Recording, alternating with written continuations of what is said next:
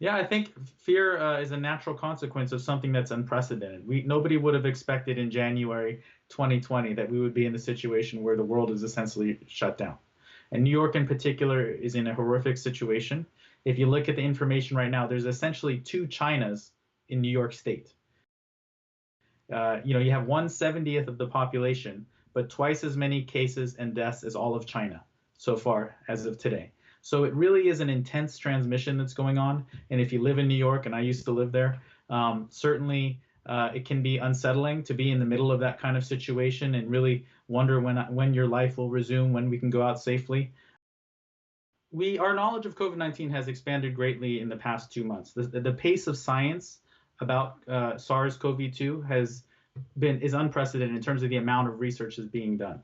But we still have critical gaps in terms of the proportion of people who say have it without having symptoms, how much that contributes to the spread. Those kinds of questions are extremely important to understand how to best battle this virus. We don't have any treatments, we don't have any vaccine, and we don't know that there's any seasonality component to it. So it's essentially here to stay. Just because we see case numbers going down, the virus is still outside.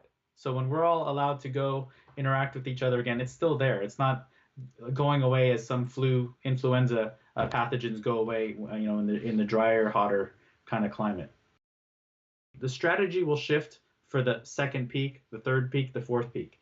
It'll shift from what we have now, which is basically, not testing everybody, to more of a containment strategy that you see typically earlier in epidemics, which is when we're all out there again, we need to be able to massively test to identify who the cases are, to isolate them, to trace their contacts and quarantine those contacts. Until we have effective treatment or vaccine, this could be something that we cycle on and off in terms of staying inside or being out. It really depends on how prepared we are when we are all back out there.